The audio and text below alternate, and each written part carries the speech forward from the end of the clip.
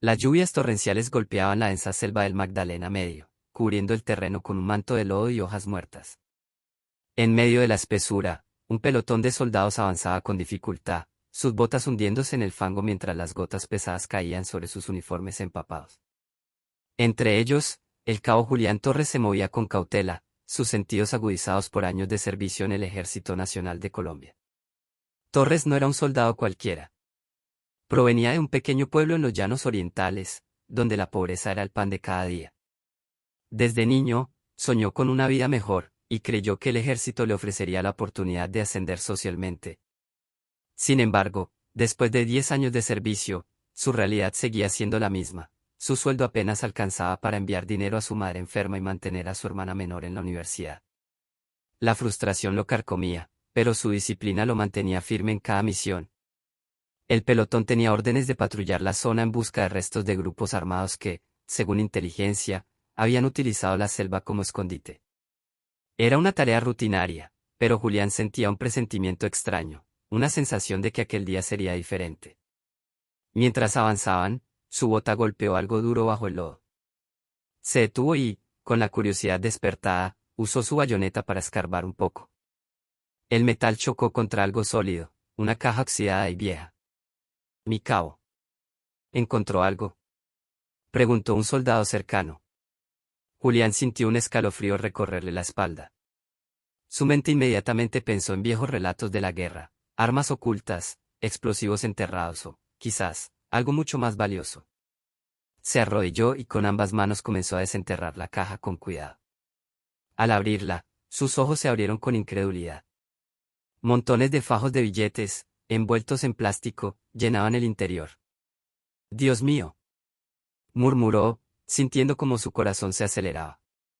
El resto del pelotón se acercó, formando un círculo alrededor de la caja. El silencio fue absoluto, roto solo por el sonido de la lluvia golpeando las hojas. No hacía falta ser un experto para entender lo que estaban viendo, una de las legendarias caletas de Pablo Escobar. Durante años, se había hablado de los millones de dólares que el narcotraficante había enterrado en diferentes partes del país para evitar que fueran confiscados. Pero muy pocos habían tenido la suerte de encontrar uno de esos tesoros. Esto es mucho dinero, mi cabo», susurró uno de los soldados, sin apartar la mirada de los fajos de dólares estadounidenses, muchos de ellos aún en buen estado a pesar del tiempo enterrados. El dilema era claro: informar a sus superiores y entregar el hallazgo o hacer algo impensable. Torres sintió que el mundo a su alrededor se ralentizaba. Durante toda su vida había seguido las reglas, había sido un hombre honesto y disciplinado. Pero la miseria en la que vivía su familia pesaba más que cualquier código militar. ¿Podría esta fortuna ser su salvación? ¿O sería su perdición? «Nadie dice nada de esto», dijo de pronto uno de los soldados con voz firme, rompiendo el silencio. La propuesta flotó en el aire como un veneno. Julián sintió una mezcla de miedo y tentación. El destino le había puesto ante la mayor decisión de su vida. Y cualquier elección que hiciera, cambiaría su futuro para siempre.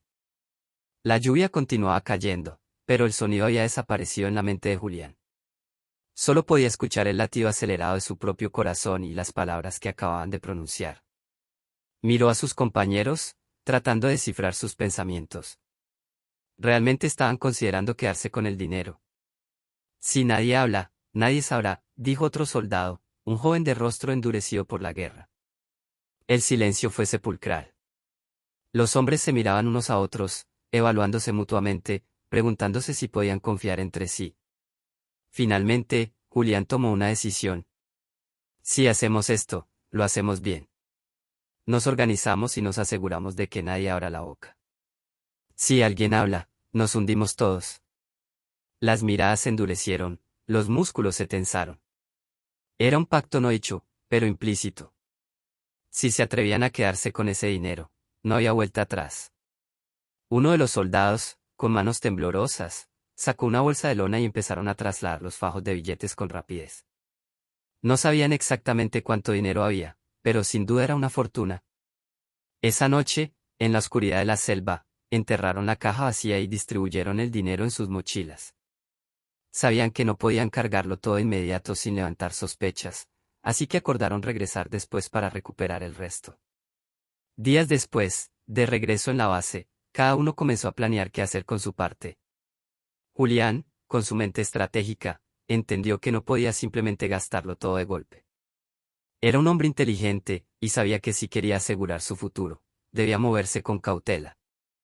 Lo primero que hizo fue enviar dinero a su madre de manera discreta, asegurándose de que no levantara sospechas. Luego, contactó a un viejo amigo que conocía el ejército, alguien que había trabajado en inteligencia y que tenía conexiones con empresarios. A través de él, encontró la manera de lavar parte del dinero comprando una pequeña finca en las afueras de Bogotá, con la excusa de que era una inversión a futuro. Pero el dinero trae tentaciones. Y no todos en el grupo tenían la misma paciencia que Julián. Uno de los soldados apareció un día con un auto de lujo. Otro comenzó a gastar en mujeres y fiestas. Las sospechas no tardaron en surgir. Julián lo veía venir. Sabía que, si no se cuidaban, todo se derrumbaría. Y entonces, ocurrió lo inevitable, alguien habló de más. El rumor corrió como pólvora dentro de la base militar. No pasó mucho tiempo antes de que los altos mandos empezaran a hacer preguntas. Y cuando un superior lo llamó a su oficina, Julián sintió un frío recorriéndole la espalda. Sabía que estaba en peligro. Sabía que debía actuar rápido si quería salir con vida de esta situación. La puerta de la oficina del coronel se cerró con un golpe seco. Julián se cuadró firmemente, con la mirada al frente y la mandíbula tensa, mientras su superior lo escrutaba con ojos fríos y analíticos. El ambiente estaba cargado de tensión. Torres, hemos recibido informes de actividades sospechosas dentro del pelotón, dijo el coronel, con un tono que no permitía distracciones. Quiero que me diga la verdad. Julián sintió como un sudor frío le recorría la espalda. La pregunta no era directa, pero el mensaje era claro, alguien había hablado. Inspiró profundamente y mantuvo la calma. Sabía que en ese momento su vida dependía de su capacidad para mentir. Señor, no tengo conocimiento de ninguna actividad fuera de lo normal, respondió con voz firme.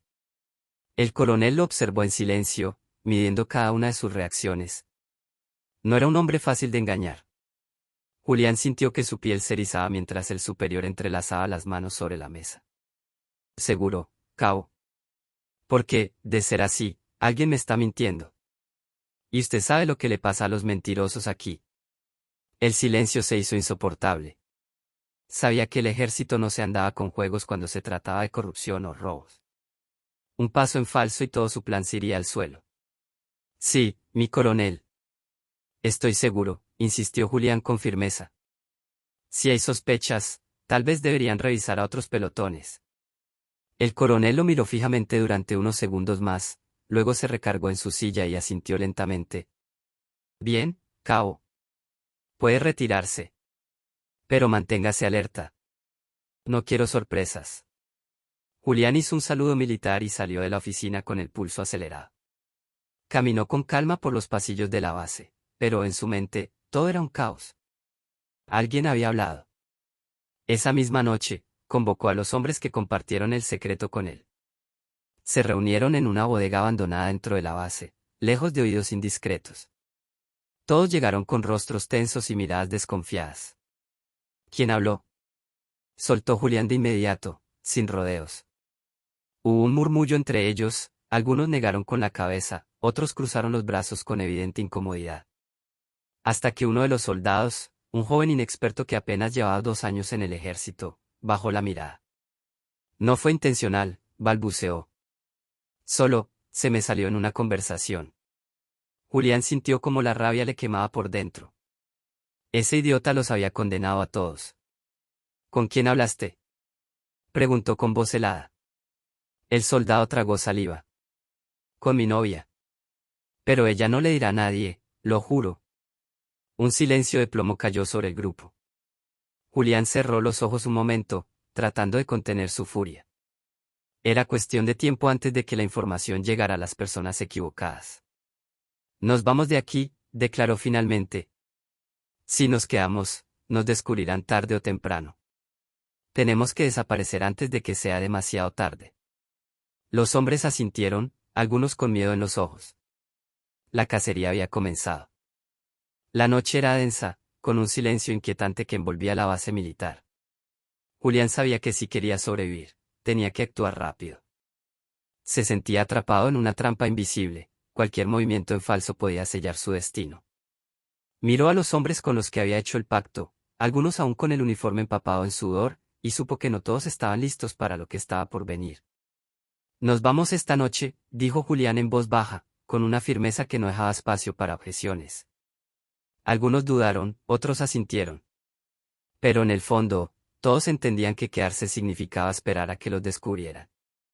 Así que, con lo poco que podían cargar sin levantar sospechas, se prepararon para desaparecer. Julián planeó su salida con precisión quirúrgica.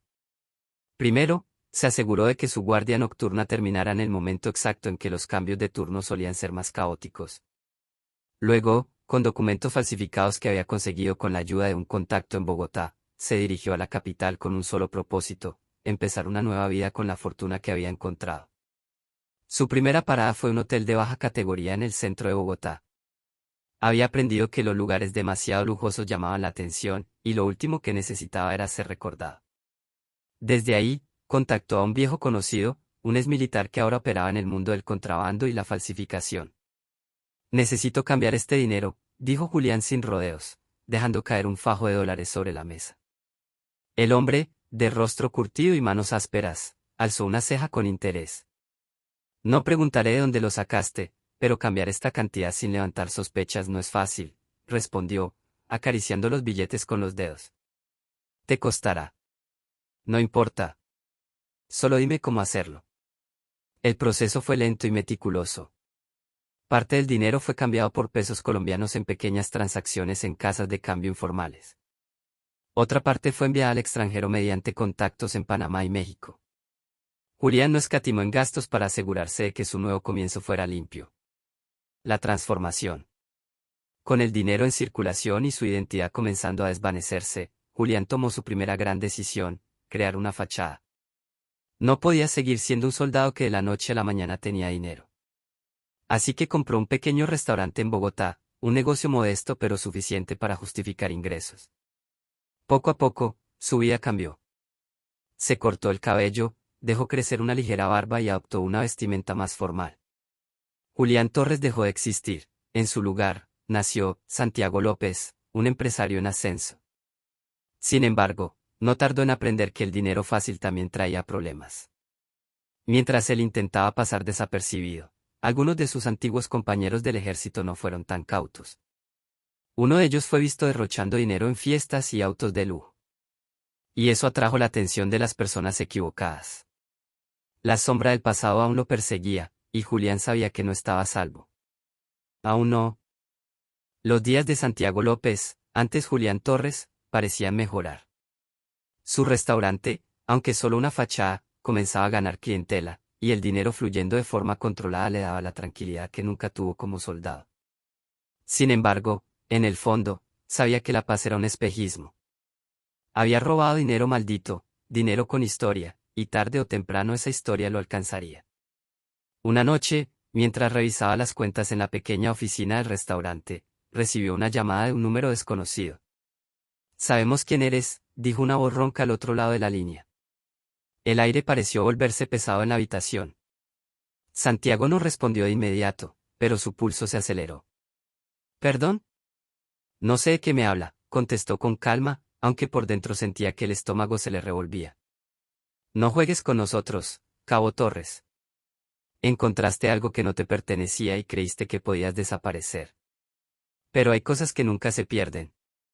Y los dueños quieren lo que es suyo. El corazón de Santiago casi se detuvo. ¿Quién estaba al otro lado? Las autoridades. ¿Alguien del ejército?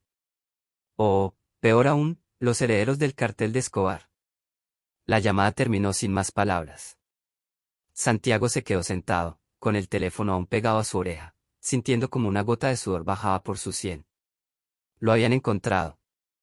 Esa misma semana, dos de los soldados que habían compartido el secreto con él llegaron al restaurante.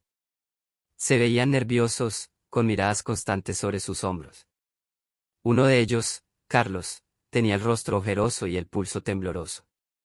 «Nos están siguiendo», soltó sin rodeos, tomando asiento frente a Santiago. «¿Quién?», preguntó él, aunque en el fondo ya intuía la respuesta.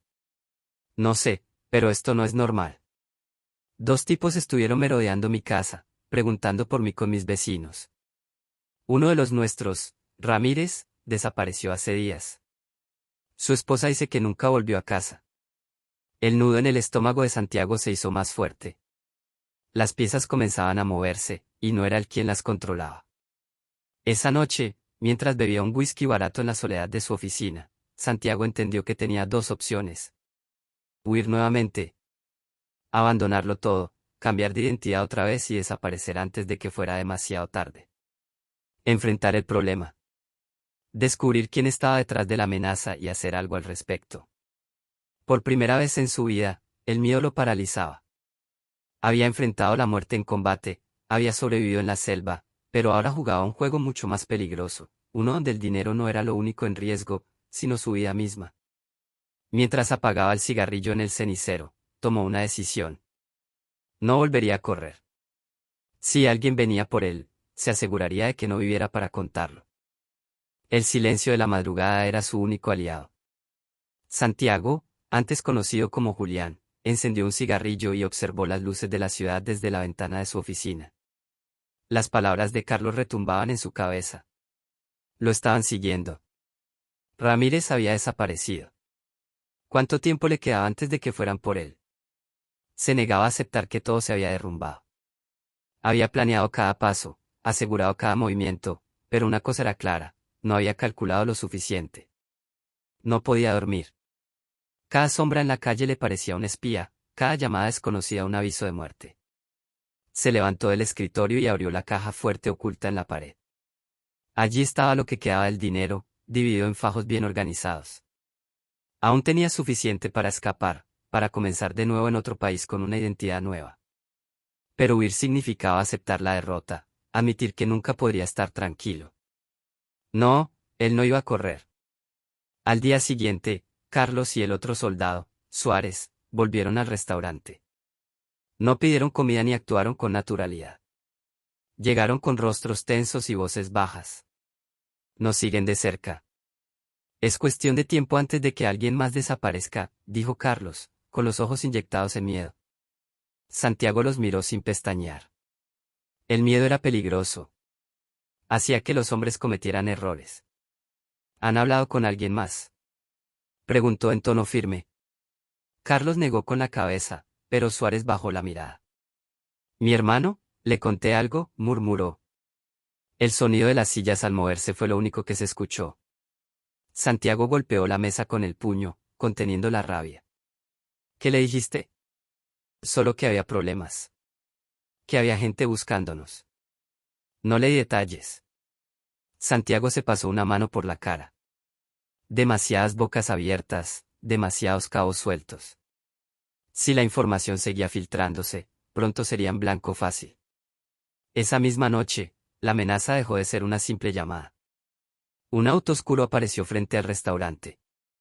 No entraron, no hicieron ningún movimiento hostil. Solo estaban allí, esperando. Santiago observó desde la ventana de su oficina, sintiendo la presión en el pecho. No era una advertencia, era un mensaje claro, sabemos dónde estás. El sonido del teléfono lo sacó de sus pensamientos. El tiempo se acaba, Torres, dijo la misma voz ronca de la otra vez. Te dimos la oportunidad de hacer lo correcto. Mañana hablaremos en persona. Santiago colgó sin responder. Si querían encontrarse con él, tendrían que estar preparados para lo que él tenía planeado. El sol aún no había salido cuando Santiago se levantó de la cama, con la mente más despierta que nunca. Sabía que la llamada de anoche no era una simple amenaza. Mañana hablaremos en persona. Eso significaba una sola cosa, el juego había cambiado. Ya no era cuestión de estar escondido o huyendo, ahora lo querían ver cara a cara. Eso nunca era una buena señal. Se vistió con calma, pero dentro del todo era un torbellino. No podía confiar en nadie. Carlos y Suárez estaban igual de asustados que él, pero su nerviosismo los hacía impredecibles. Si uno de ellos hablaba de más, todo terminaría en una carnicería. Así que decidió hacer lo que mejor sabía hacer, prepararse para el peor escenario. Guardó un arma en la parte trasera del pantalón y otra en la guantera de su camioneta. Se dirigió al restaurante como cualquier otro día, pero en su cabeza, ya tenía un plan. Si la reunión se ponía fea, él sería el que disparara primero. A las 10 de la mañana, un auto negro se estacionó al otro lado de la calle. Santiago lo reconoció de inmediato. Era el mismo que había estado merodeando el lugar la noche anterior. De él bajaron dos hombres. No eran policías, eso era seguro. Sus trajes oscuros y lentes oscuros gritaban una sola cosa: sicarios. Santiago los observó desde la puerta del restaurante mientras se acercaban. Caminaban con confianza, como si supieran que tenían el control. Pero él no estaba dispuesto a dejar que nadie lo dominara. Santiago López, preguntó uno de ellos con una voz áspera. Depende de quién pregunte, respondió sin moverse. El hombre sonrió levemente y sacó un cigarro, encendiéndolo con calma. No hagamos esto más difícil de lo que tiene que ser, dijo. Sabemos quién eres en realidad. Sabemos lo que hiciste. Y lo más importante, sabemos dónde está el dinero. Santiago mantuvo la calma, pero sintió un leve escalofrío recorrerle la espalda. Ellos no estaban aquí para negociar. Estaban aquí para llevarse lo que era suyo, o matarlo si no cooperaba. No sé de qué están hablando, dijo con frialdad. El otro hombre, el que no había hablado, dio un paso al frente y sin previo aviso sacó un arma, apuntándolo directamente al pecho. Deja de jugar, Torres, gruñó. Entrégalo todo y te dejamos respirar un día más. El silencio en la calle se hizo insoportable. Un sudor frío le bajó por la espalda, pero su mente funcionaba más rápido que nunca. No podía entregarse. No podía confiar en que lo dejarían ir. Con un movimiento rápido, se echó hacia un lado, sacando su arma al mismo tiempo que el primer disparo rompió el aire. El estruendo hizo eco en la calle mientras los vidrios del restaurante estallaban en 1000 pedazos. Todo se había descontrolado en cuestión de segundos. Santiago disparó sin pensarlo, sintiendo la adrenalina recorrerle el cuerpo. Uno de los hombres cayó al suelo, mientras el otro se cubría detrás de un auto. No había vuelta atrás. Sabía que en ese momento había cruzado un punto sin retorno. Los gritos y el caos llenaron la calle. En medio de la confusión, Santiago corrió hacia su camioneta, arrancando el motor sin perder un segundo. No podía quedarse ahí. Si esos hombres eran solo los primeros en venir por él, entonces pronto llegarían más. Mientras aceleraba por las calles de Bogotá, con las manos apretando el volante hasta que los nudillos se le pusieron blancos, solo una idea le pasaba por la mente: había ganado esta batalla, pero la guerra apenas estaba comenzando. El rugido del motor de la camioneta se mezclaba con el estruendo de la ciudad. Santiago respiraba con dificultad, sintiendo la adrenalina aún corriendo por su cuerpo. Había matado a uno de ellos. No había otra forma de verlo.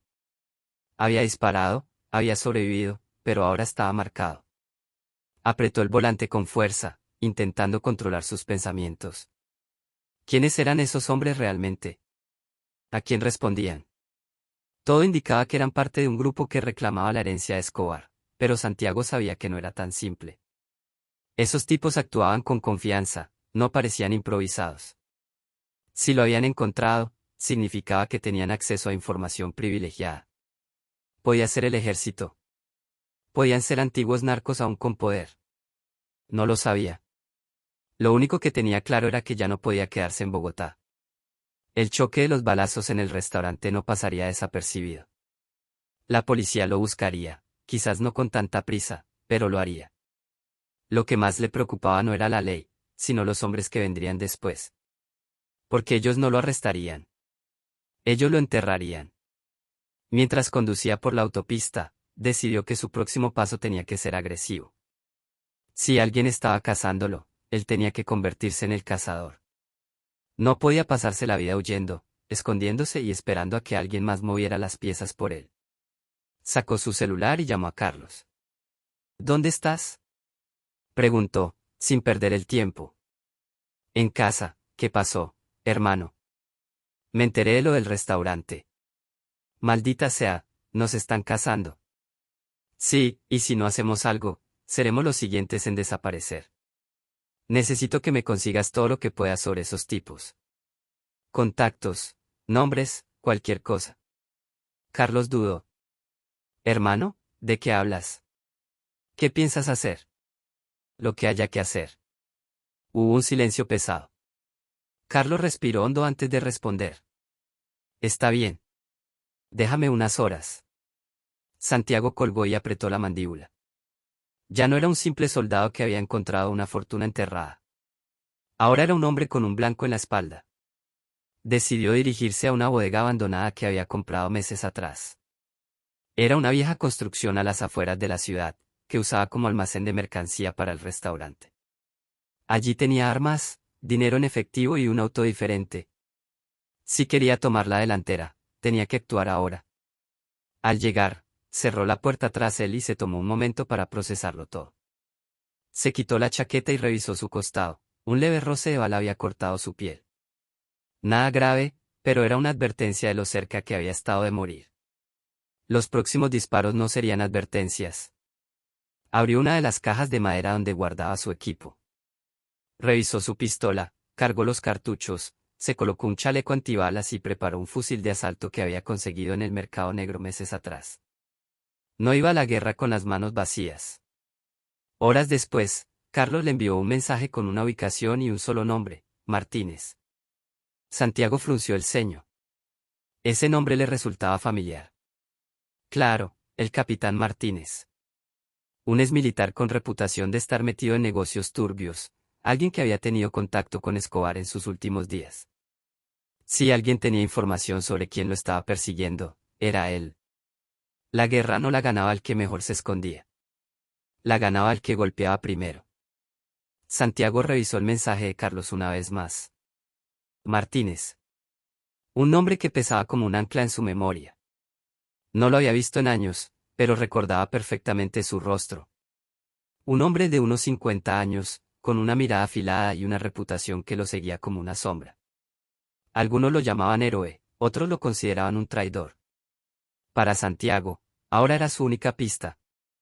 Se cambió de ropa y salió de la bodega con su nuevo auto. Un sedán oscuro, discreto. Sabía que lo estaban buscando, y no podía darse el lujo de ser descuidado. Tomó una ruta alterna para llegar a la dirección que Carlos le había enviado, evitando autopistas y calles principales. Si lo estaban rastreando, no se le iba a poner fácil. Cuando llegó, el lugar no era lo que esperaba. No era una mansión ni una casa lujosa, sino un taller mecánico en las afueras de Bogotá. Un sitio viejo, con chatarra apilada y un par de hombres sentados afuera, fumando y mirándolo con desconfianza. Gente de Martínez, sin duda. Santiago estacionó y bajó del auto con calma, sin movimientos bruscos. Sabía que si entraba allí con miedo, lo olerían a kilómetros. Uno de los hombres se levantó de su silla y se acercó. ¿Buscando algo, amigo? Martínez, respondió Santiago, firme. El hombre lo miró de arriba abajo, midiendo su reacción.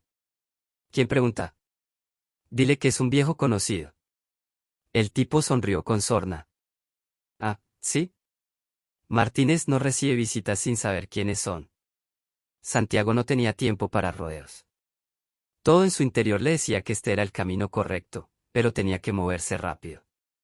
Dile que es Julián Torres, dijo, usando su verdadero nombre por primera vez en mucho tiempo. El hombre frunció el ceño, claramente reconociendo el nombre. Sin decir más, se giró y entró en el taller. Santiago esperó, sintiendo los ojos de los otros hombres sobre él. Sabía lo que estaban pensando, este no debería estar aquí. Después de unos minutos, el hombre regresó y le hizo un gesto con la cabeza. Sígueme. Santiago entró en el taller, donde el olor a aceite y metal quemado lo golpeó de inmediato. Más adentro, pasando la zona de trabajo, había una pequeña oficina. Y allí, sentado detrás de un escritorio desordenado, estaba él. Martínez había envejecido, pero no parecía más débil. Su cabello estaba más gris, su rostro más marcado por el tiempo, pero su expresión era la misma de siempre, la de un hombre que sabía demasiado. Julián Torres, murmuró con una sonrisa irónica. Pensé que estabas muerto. Santiago se quedó de pie, sin mostrar emoción. ¿Todavía no? Martínez soltó una leve carcajada y se inclinó hacia adelante. Si estás aquí, es porque necesitas algo. Nadie aparece en mi puerta solo para saludar. Santiago no perdió el tiempo. Alguien me está buscando. Dos tipos intentaron matarme ayer. Necesito saber quién está detrás. Martínez lo observó en silencio por un momento, luego se levantó y caminó hasta un mueble lleno de papeles viejos. Sacó un folder y lo lanzó sobre el escritorio. Tienes suerte, muchacho. Sé exactamente quién te busca. Santiago abrió el folder y sintió que la sangre se le helaba en las venas. Fotografías, informes, nombres. Todo apuntaba a un solo grupo. Los herederos de Escobar no eran solo un mito. Eran reales. Y lo querían muerto. Santiago sintió un escalofrío recorrerle la espalda mientras pasaba las hojas del folder. Nombres, fotos, ubicaciones, documentos filtrados. Todo estaba ahí. No era un grupo de aficionados. Eran una organización con dinero, armas y conexiones en lo más alto. Martínez se sirvió un trago de whisky mientras observaba la expresión tensa de Santiago. Sabía que en algún momento vendrías a buscarme, dijo el exmilitar. Nadie encuentra dinero de Pablo Escobar y sigue con vida por mucho tiempo. Santiago levantó la mirada. ¿Cuánto saben de mí? Martínez tomó un sorbo antes de responder. Más de lo que crees. Saben tu nombre real. Saben dónde has estado. Y lo más peligroso, saben que tienes lo que les pertenece. Santiago cerró los ojos un segundo. Estaba jodido. Necesito más detalles, dijo, respirando hondo. Martínez asintió y sacó un cigarro. Hace años, cuando Escobar cayó, mucha gente pensó que todo su dinero se perdió. Pero no fue así.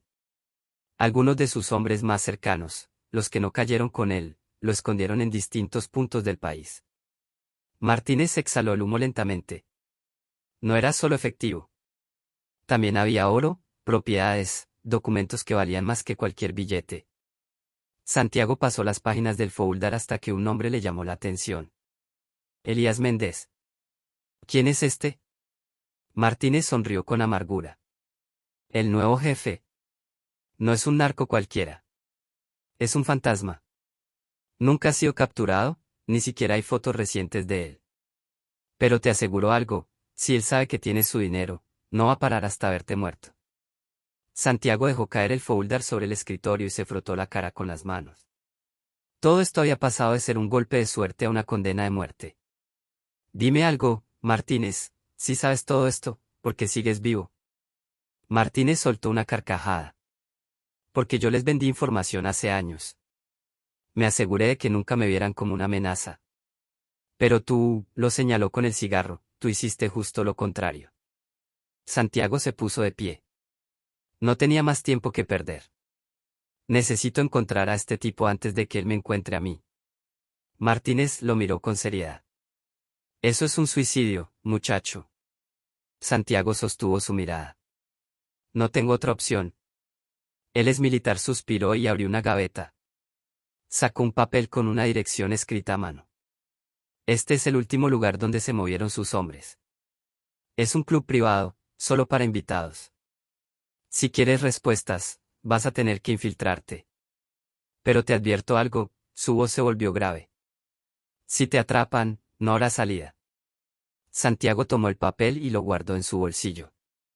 Ya estaba en la guerra. Solo le quedaba ganar o morir.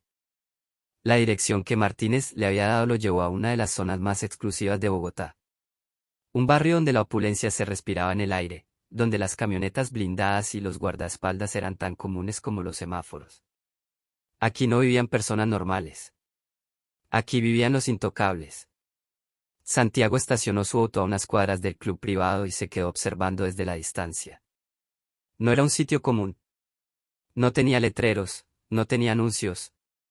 Solo un portón de hierro negro con dos hombres de seguridad que revisaban a cada persona que entraba. Sabía que no podía llegar con su ropa habitual. Tenía que mezclarse, jugar el papel. Por eso, antes de venir, hizo una parada rápida en un centro comercial y gastó un par de miles en un traje a la medida. Ahora parecía alguien que pertenecía allí. Tomó aire, ajustó su corbata y caminó hacia la entrada con la seguridad de un hombre que estaba acostumbrado a ese mundo.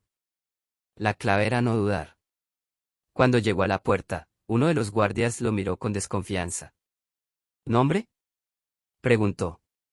Santiago no titubeó. Martínez me dijo que pasara.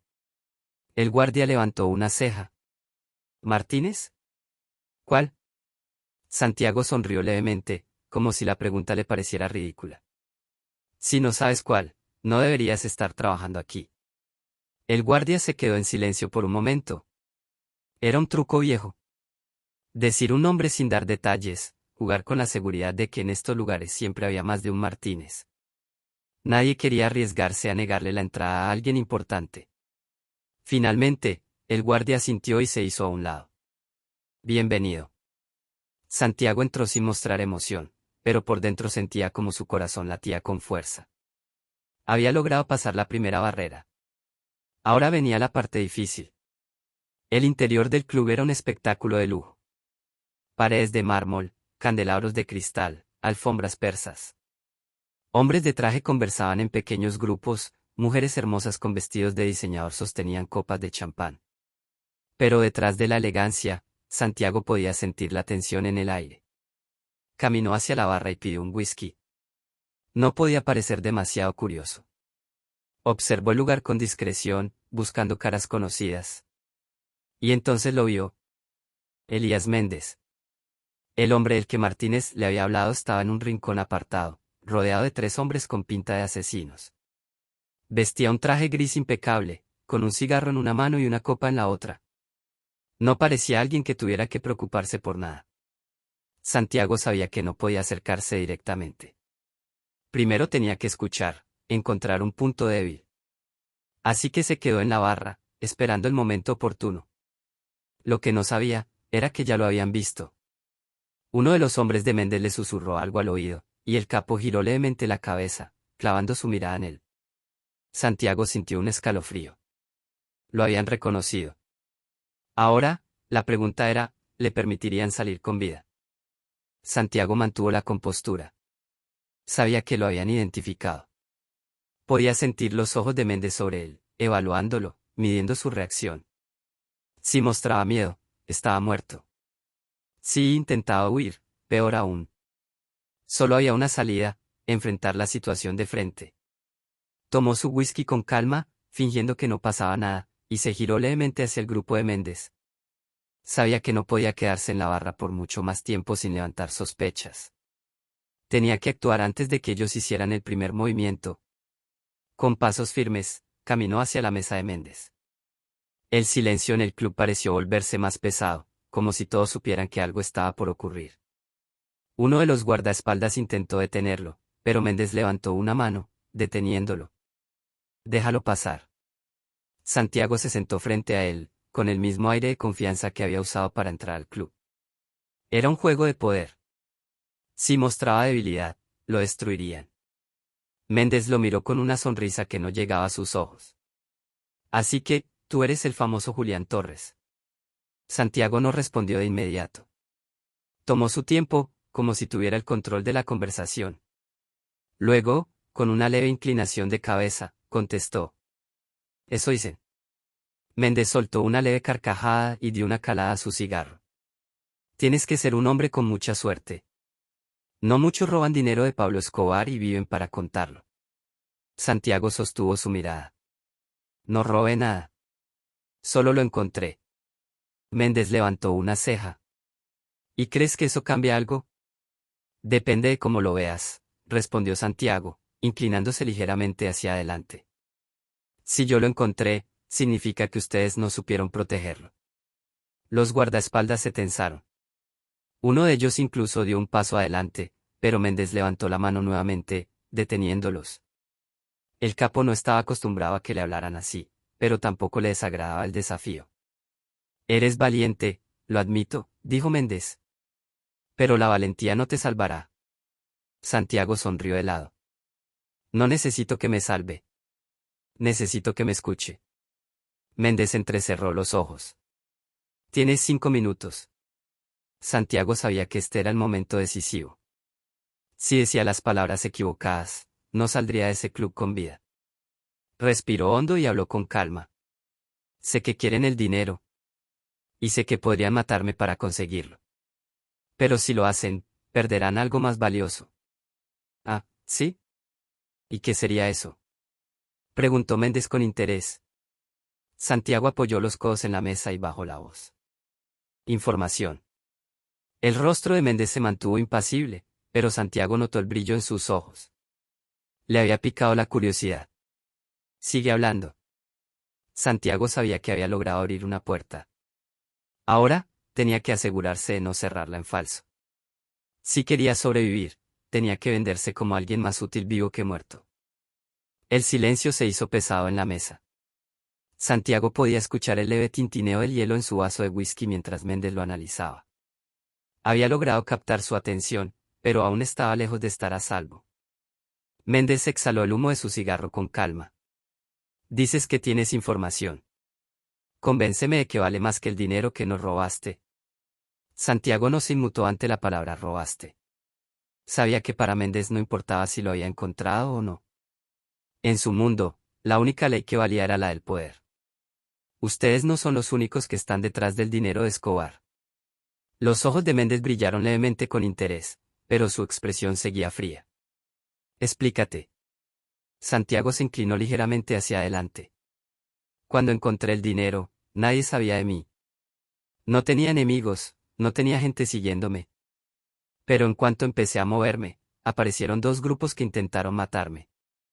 Uno de los hombres de Méndez soltó una carcajada. O sea que no eres tan bueno escondiéndote. Santiago lo ignoró y siguió hablando. Uno de esos grupos eran ustedes. Pero el otro no. Méndez mantuvo su expresión neutral, pero Santiago vio la ligera tensión en su mandíbula. Estaba golpeando el punto correcto. ¿Quién más está en esto? Preguntó el capo, su tono más serio.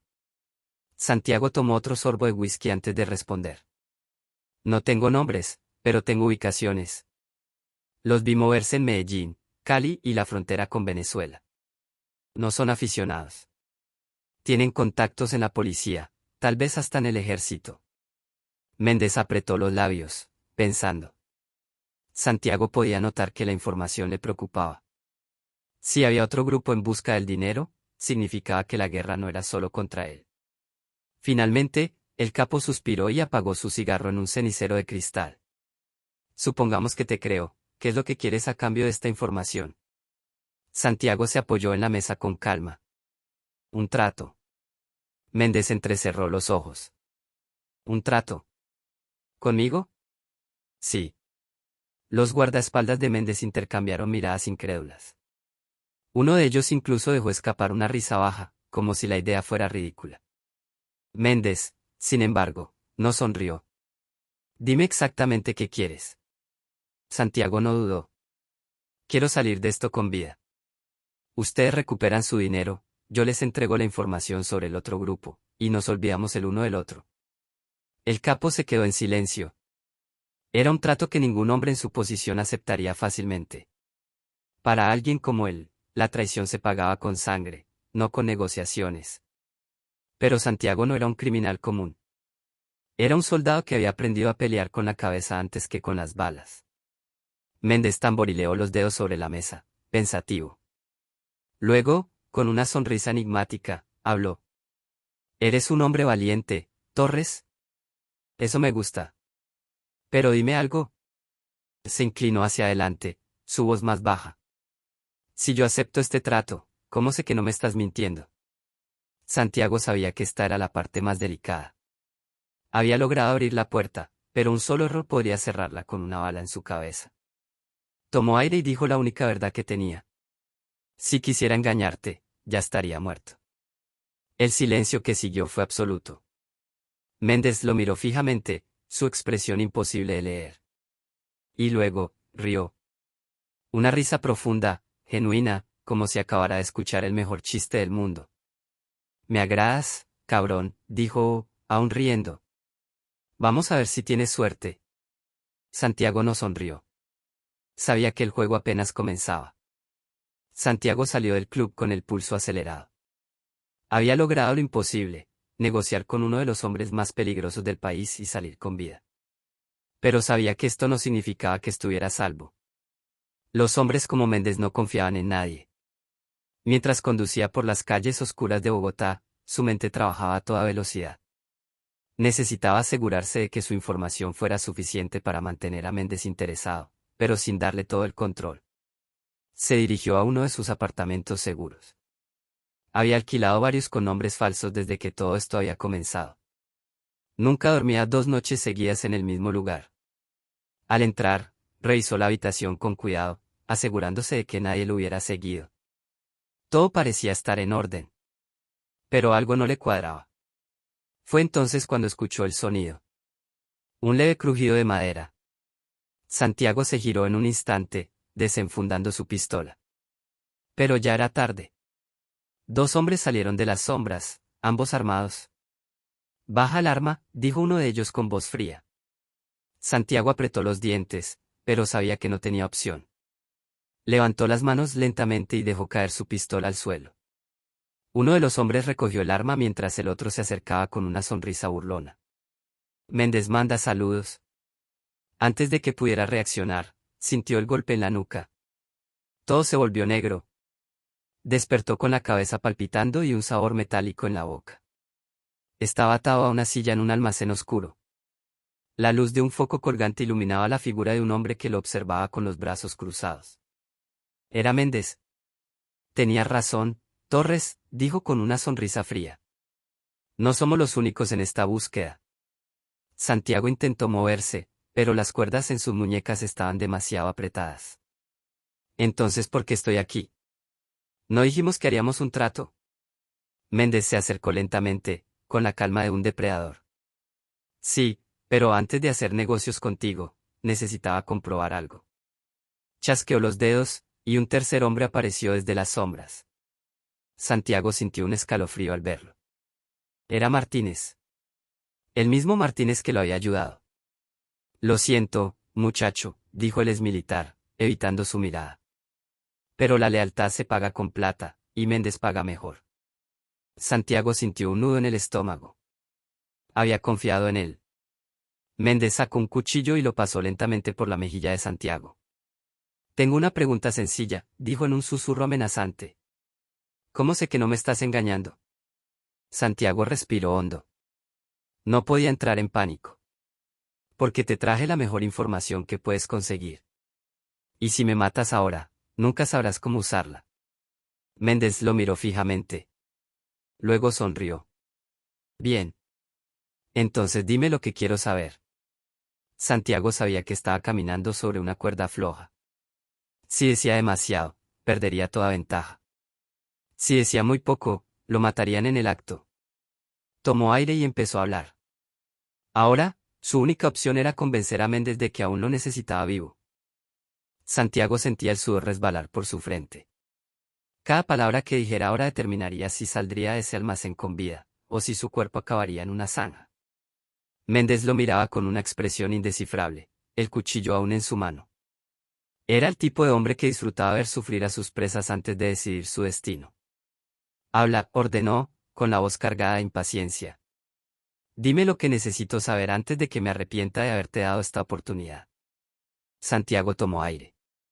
Sabía que no podía soltar toda la información de golpe. Tenía que dársela en dosis, lo suficiente para mantenerlo interesado, pero sin entregarle todo. «El otro grupo que está detrás del dinero, no son simples delincuentes», dijo con calma. «Son militares». La expresión de Méndez cambió.